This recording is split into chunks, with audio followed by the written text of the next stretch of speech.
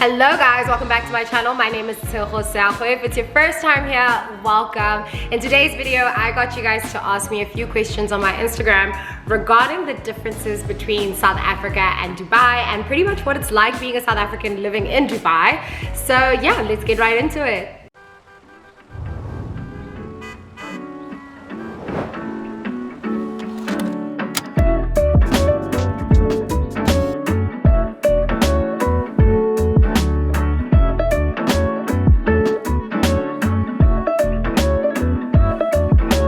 Before I get to answering your questions, I got a delivery right before I started filming, and I figured I would unbox it with you guys. I have scissors somewhere here. I ordered some new bathing suits, only two, from ASOS, and I thought I would show you guys what I got. And I think I got a hat as well. I will link everything down below, but what you get in an ASOS delivery is your receipt. I got this two-piece bikini, animal print. It's very vintage. I love that it's an underwire cup and it looks very cute. I think it will fit. And then the bottoms I loved as well because they're also very vintage, high-rise. And if you're a black girl, the best thing you could ever do for yourself is get a string bikini, because then you can just adjust the sides to your hips and your waist versus just a normal bikini bottom that can't be adjusted, because you know we've got hips, we've got tiny waists, and so string bikinis are the best. And I love how high-waisted it is and like the little Brazilian bottom. Cannot wait to wear this. We'll hopefully wear it in my next vlog if I go to the beach or something. And then the second bathing, actually, yeah, I'm also very excited for this. I am going through a phase right now where I'm just obsessed with one pieces. I don't wear bikinis as much as I used to. Maybe it's getting older, but whatever. So I got this cute one piece, white, because actually I do not have a white one piece. And again, very, very high rise leg. As you can see, it's gonna sit pretty much by my waist, and then it's also a low back, and then it's got this cute, it's got these cute little bows that you can adjust. I love adjustable bathing suits because I'm just a bit disproportionate. Like I have a big bum, I have big boobs, but I have tiny arms, tiny waist. Well, not disproportionate, I know my body. But yeah, anyway, those are the two bathing suits. And then I got the cutest little hats. I'm actually annoyed that they didn't pack this nicely, so I'm gonna actually have to leave it out and maybe stuff it so that it gets its shape back. I'm quite annoyed at how they decided to pack those. So I'm gonna have to probably steam it or something. But it's this cute, you can't even see me there. But it's this cute hat. And I love how big it is, and it actually fits, and it's got this cute bow. It's very round. I just have to leave it out for a bit, so probably somewhere warm. And yeah, that's all I got from ASOS. Now that we're done with that, let us get into our questions. Actually, first of all, can you guys see that I curled my hair differently this time around? I curled it inwards, and I think I like it. Let me know if you like it down in the comments down below. But yeah, let's get into the questions. I'm gonna start with the first question I got, which is why do people call me when I'm filming? Hello? Yeah, good, what's up? Okay, sorry about that. Let us get into these questions finally. I want to start with the first question I got. The first question I got isn't even about the topic, but I'm going to answer it because it's a good friend of mine who asked, when am I coming to London? Very soon, very, very soon. Probably October. I'm going to try see if I can come down in October. I miss London. Okay, second question I got was, how is it integrating into society, i.e. gym, driving? Do you feel restricted to only socializing with the expat circles? So I'll start off with integrating when it comes to like gym and driving. So I don't drive here. We don't have a car yet. My husband has already converted his driver's license into an international one. So at the moment we don't feel the need to drive, so we don't have a car, but yeah, we're looking into getting one eventually, I don't know. Second question was integrating into gyms and stuff. That's pretty easy. When we first landed in Dubai, we were staying in the marina, and the building we were staying in had a gym in it. It had its own little supermarket, its own pharmacy, so it was very convenient. There was really no need for me to leave my building. And making friends, I will say it is definitely easier making expat friends than it is locals, just because there are a lot more expats in Dubai than there actually are locals, if you didn't know that. Interesting fact. There's a population, I think, of about 10 million, and of that 10 million, I think like 8.5 is expats. I could be wrong on the numbers, but that's how big the gap is. Next question is everyday life. Where do you shop for your groceries? What do you do every day? I shop for my groceries online a lot of the time. Once a month I'll go into the grocery store, because that's when I usually do the big shop for the house, for like detergents and stuff. And I'll probably go to Spinneys or Waitrose, and then yeah, the rest of the month I generally order online. I have a few butchers that I like to order from. I have a few grocery stores that I like to order from, but yeah, majority of my shopping is done online, grocery shopping. I know, Dubai is a bit too convenient and you get used to just not even leaving your house, because you order and it arrives like within 30 minutes. So yeah. Next question is difference in the cost of living. Which country is more affordable? South Africa by far is more affordable to live in. I think South Africa is probably one of the most affordable countries to live in. Thailand is one of them. Turkey is another one, but yeah, nothing is as affordable as like those three countries. Dubai is very expensive. I think at some point it was in the top 5 most expensive cities to live in. But when you live here, you earn the currency, or you get paid in dollars, as there are a lot of international companies based here and they pay in dollars. And then if you work for local companies, they generally pay in dirhams. So if you're earning the currency, it's manageable.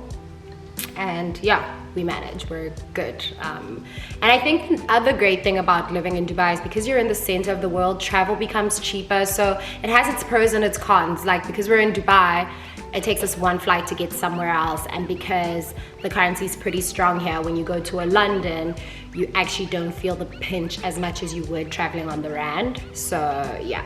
Next question, how easy was the immigration process? How open is Dubai to foreigners? Dubai is very open to foreigners. Like I said in one of the questions I was asked, there are a lot of expats in the city. It actually is a very attractive place to come and work in, just because Dubai doesn't have any tax. So when you get your salary, you get a full salary with no tax on it. And yeah, very appealing for foreigners, very comfortable, very welcoming. The immigration process is fairly easy. Well, for me it was very easy because I'm here on a spousal visa, because I'm married to my husband, so I'm on a visa through him. So that's fairly easy.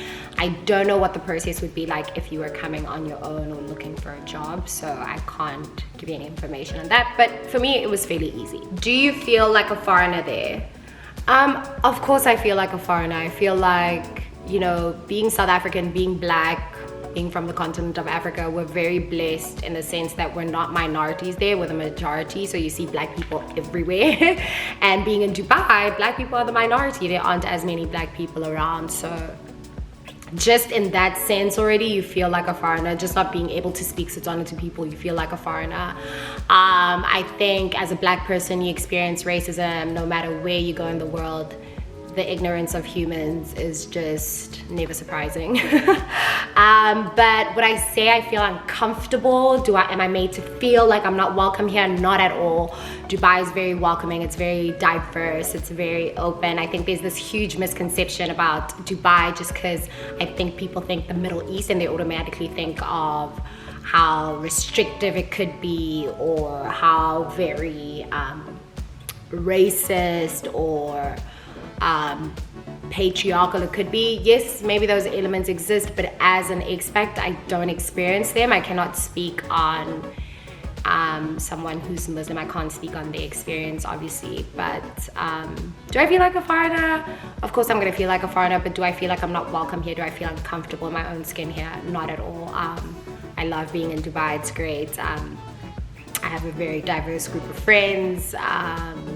And yeah, everyone's from everywhere in the world, and I think that's the really cool thing about it, is that we're all foreigners essentially, because there are so many expats here that, yeah, I mean, it would be weird not to feel like a foreigner, but it's great because so many of us are expats that it's just like we're all in this together, so it's great. It's a bit of a community base in it, which is really great because your friends become family. But yeah, I hope I answered that. Next question, racism, food, culture. Racism, I think as a black person, you will experience racism no matter where you go in the world. You experience it in South Africa, I've experienced it in London. You know, it's just one of those things that's just really exhausting that in 2020 we still have to deal with. Would I say people are overtly racist and I feel like I have racist encounters on a daily, every single time I step out the house? Not at all. Do I feel like a lot of the people in Dubai, as ridiculous as this may sound, aren't exposed to a lot of black people? Yes, and so sometimes you kind of navigate certain environments and you're kind of then having to teach people, which can be a bit frustrating. The second part of this question was food and culture. The food in Dubai is really delicious because I love the local food because it's very similar to South African food. It's a lot of rice, a lot of stews, a lot of veggies, and so very similar to South African cultural food, I guess, in a way, a little bit, not really. And Dubai, again, because it's such a diverse city, there is cuisine from all over the world. Some of the best chefs are here, so going out to a really nice restaurant is always a really amazing experience. In my YouTube videos, I want to start featuring a lot of my favorite restaurants here, which are so great and worth visiting if you ever come to Dubai. So the food is great, culture is amazing. I just feel like Arabs and South Africans or Africans, we have a lot of similar traits or experiences within our culture, like dowry or family dynamics. Like, it's very similar to black culture, so it's not difficult to navigate. And yeah, I mean, obviously there are things that aren't necessarily very similar as well, and it's always interesting to learn. But I love being in a different country. Wherever I go, I love experiencing different cultures, different races, different environments. And yeah, I generally love traveling and experiencing new things and learning about people and learning about different cultures. So for me, I really, really enjoy it. Yeah. How is it as a married couple in Dubai, i.e. are you allowed to show affection in public? Being married in Dubai is awesome, love it. Can you show affection? Yes, but I think out of respect as well, Sam and I will not be like fully PDA in a restaurant or at a beach club. But yeah, we hold hands because you can show affection, but obviously we still, for ourselves and just the kind of people we are, we respect the environment that we're in and we respect other people's beliefs and religions, so we would never do anything that makes anyone feel uncomfortable. So in general, we're always very like aware of our surroundings or cautious about it, but it's not something, I mean, even back home, we wouldn't be grossly affectionate with each other or anything like that. So I don't feel any difference here. Obviously, we're a little more aware. Like, if we're in an area that has a lot of locals, we'll always do our best to be like very respectful. Just even in the way I dress, if I know I'm going to an area that's very local, I'll cover up a little more than I usually would if I'm just around my neighborhood or going to the beach or anything like that. So yeah, it's fine. I hope I answered that.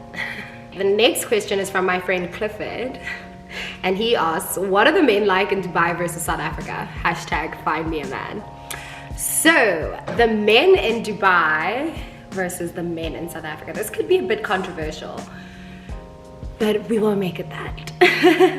The men in Dubai, I guess I would say you have a lot more options here because there are people from all over the world. So whatever you're looking for, you could potentially find it here. And then with South African men, I love South African men because of our culture and our tradition and just having that common ground where, you know, culturally we understand each other. And yeah. So, I mean, am I even answering this question? The men in Dubai are great. The men in South Africa are okay. I'm kidding. The men, it just really depends on what you want. I'm just gonna leave it at that because I don't want to get controversial on this. I don't want people in my DMs, just, you know, so I would say, yeah, the guys are great in both places. Next question, affordability of eating out. It depends. So if you want to go to a nice restaurant and have a nice bottle of wine, that is going to be super, super expensive. I would say whenever I compare it for people, I'm like, in South Africa, you can go out for a really nice meal with starters, mains, dessert, and maybe a nice bottle of wine, and it would cost you about 1,000 rand. In dirhams, that's like 250 dirhams. Whereas in Dubai, for two people to go to a really nice restaurant and have starters, main, dessert, and some really good wine, it can cost you anything between 1,500 dirhams and, I mean, we've even almost paid like 2,200 dirhams on a night out, so you times that by 4.5. Let me do the maths quickly. So, I mean, let's round it off. Let's round it off to 2,000 dirhams times 4.5.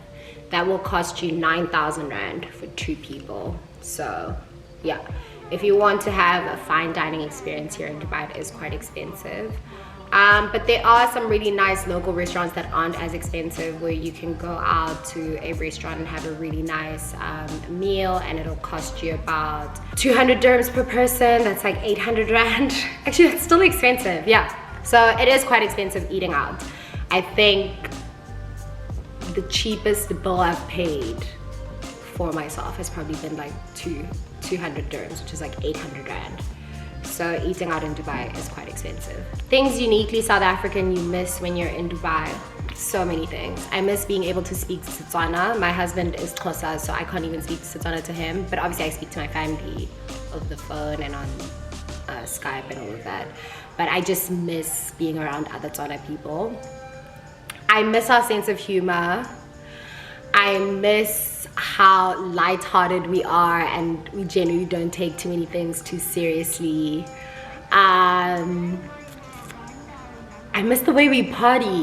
Like, you know, here there's about like maybe 2 or 3 clubs or bars that you can find that will play Afrobeats, but even then they don't have a very diverse drum selection or, you know, uniquely South African kwaito music. So I miss that. I miss South African food. Like, I miss, whenever I go home, the first thing I have is either Steers chicken licken or ricotta or mohodu or stamp. Like, oh, I miss South African food so much. I miss Raja spice. Like, I always pack it in my bag when I come to Dubai. I always like stock up on a couple of boxes of Raja because, you know, I grew up on Raja. I miss boerewors. It's so hard to find boerewors. There's only one butcher here. It's an online butcher called Springboks, and they sell like South African meat imported from South Africa, so they have boerewors. But even then, it's not the same because it's coming from all the way in South Africa, so it's not like fresh.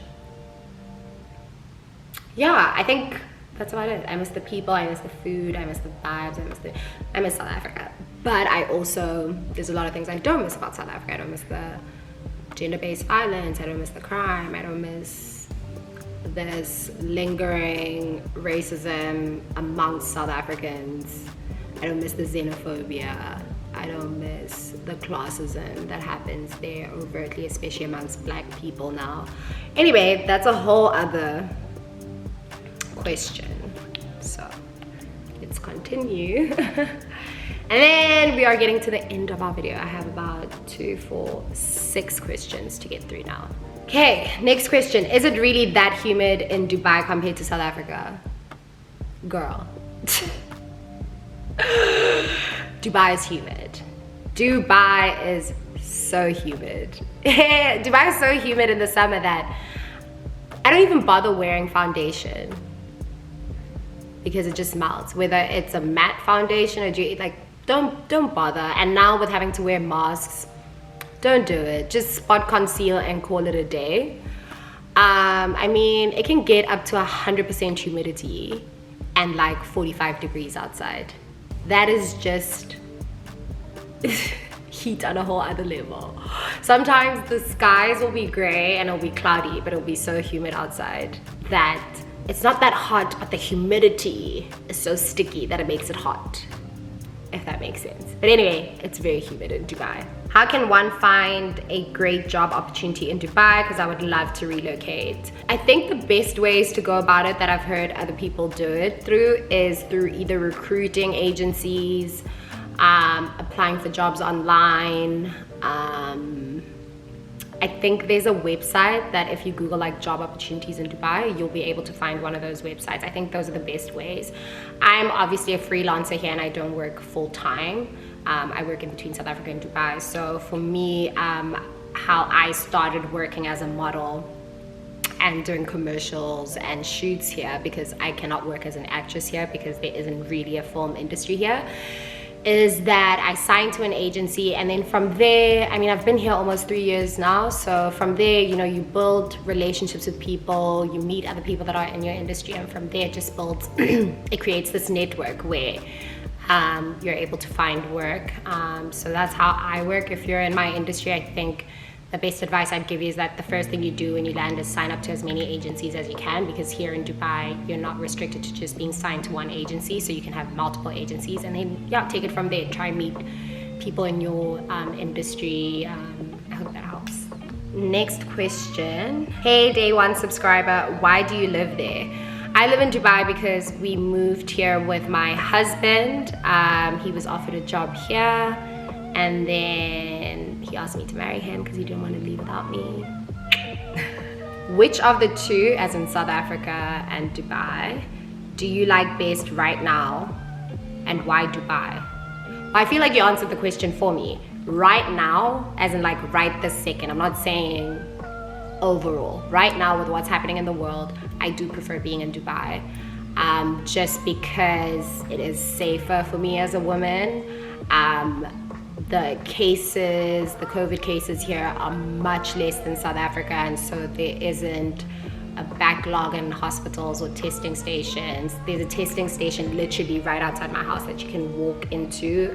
There's also a drive-through one not too far from my house, so they do a test while you're in the car. There's so many testing stations that it just makes it easier to feel safer here than back home. I'm in no way trying to like sound like Dubai is so much better than South Africa. No, not at all. I'm just saying right now with what's happening in the world, and also the stuff that's happening back home with the corruption and the gender-based violence, it's just selfishly it does feel good being here, and I do feel a lot safer. So yeah, I don't intend to offend anyone with my answer, but yeah, that's my answer. Okay, that's it for this video. I hope I answered all of your questions. I tried to keep it as lighthearted as possible. So I hope within doing that, I still managed to answer your questions, your burning questions. Yeah, thank you so much for watching. I enjoyed answering your questions. Don't forget to like, comment, and subscribe, and hit that notification bell down below so you know when I post my next video. Love and light. Goodbye.